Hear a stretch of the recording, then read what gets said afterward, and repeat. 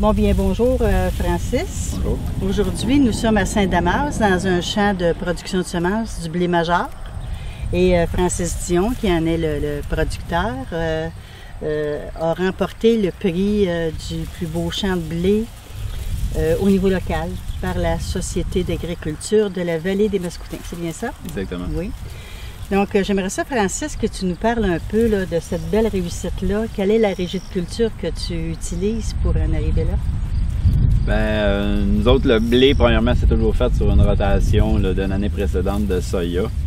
Le soya, on essaie de le récolter le plus possible dans une période sec l'automne pour pouvoir laisser les champs sans travail du sol à l'automne. Ça nous permet le printemps, quand on arrive au temps du semis, de semer dans une terre où l'humidité est plus proche de la graine. Donc le printemps, on fait juste donner un coup de vibro environ à 1 pouce de profondeur de sol pour garder notre humidité, pour avoir une germination le plus égale possible pour la levée. Puis ce petit coup de vibro-là doit te permettre d'incorporer tes engrais aussi en pré-semis. Exactement, oui, c'est ça. On épand notre première application d'engrais se fait avant de donner notre coup de vibro. Donc on incorpore cet engrais-là. On fait un petit lit de semences pour aider la germination. Puis en même temps, on garde notre humidité parce que le sol n'était pas travaillé à l'automne. Puis au niveau de tes interventions avec les engrais, tu y vas à combien de reprises? Mais nous, pour l'application d'azote, on y va à 3 reprises. Donc ici, c'est un champ qui était qui est assez riche en phosphore, donc il n'y a pas eu d'application de phosphore. On a quand même mis 60 unités de potasse avec notre premier apport d'azote avant le semis.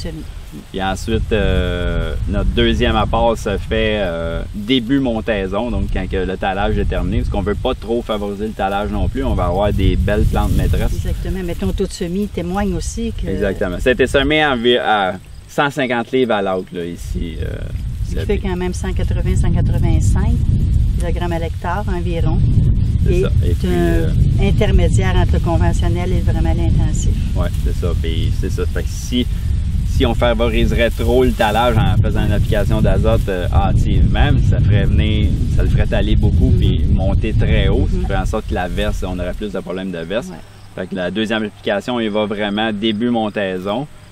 Et puis la dernière application, on le fait le plus tard possible. J'ai un épandeur d'engrais sur l'hydraulique où on peut y aller vraiment quand il est haut. Fait que avant les piaisons, quand on commence à voir la feuille étendard, avant que les piaisons se fassent, on fait notre dernière application d'azote. D'accord. Ce qu'ils appelle généralement le stade gonflement.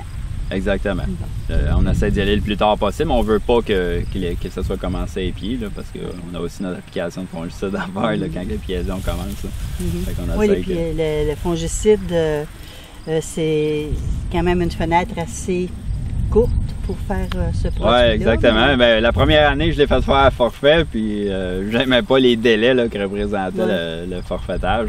Fait que maintenant, je suis équipé. On est ici dans mes traces, que je fais mes applications d'engrais et mes applications de fongicides. Donc mes traces restent là. Tu as vraiment réussi à organiser tes passages avec l'engrais et puis ton fongicide pour toujours être des mêmes traces. Exactement. Faire la même largeur avec les deux appareils. Avec les GPS à cette heure aujourd'hui, c'est facile. C'est facile de respecter les mêmes passages exactement à la même place. Fait qu'on peut faire nos applications toujours en même temps. Puis la fenêtre, c'est ça, souvent, c'est 2 jours maximum pour le fongicide. Fait que, puis des fois, il annonce de la pluie, ce qui va faire en sorte qu'il faut réagir très rapidement. Es-tu d'accord avec moi? Moi, je pense que c'est vraiment un incontournable, le fongicide à l'épiaison dans les blés, même dans les blés aussi, tolérant la fusariose que peut l'être le majeur. Oui, ben moi, j'ai été un peu récalcitrant au début. Je trouvais que ça faisait une application de plus encore, mais depuis 4-5 ans, moi, c'est systématiquement dans mes champs de céréales que j'applique un fongicide. Dans l'orge aussi. Exact, oui, dans l'orge aussi. Ça, au début, on faisait des bandes alternées pour voir si ça valait la peine. Mais à chaque année... Tu t'es convaincu comme ça. Exactement. Puis moi, je suis un producteur de semences, donc ça augmente notre pourcentage de germination, ça augmente notre poids du grain, notre qualité du grain. Fait qu'en production de semences, c'était un plus, même si on n'est pas testé pour la fusariose. C'était quand même vraiment une belle addition. Fait que moi, je dis que depuis que... je dis tout le temps, c'est 1 quart à 1 demi-tonne, le fongicide, selon les années. Que tu vas chercher. C'est vraiment avantageux. Bien, merci Francis. Et puis, bonne chance pour ton concours au régional. Tu nous tiendras au courant. Oui, merci.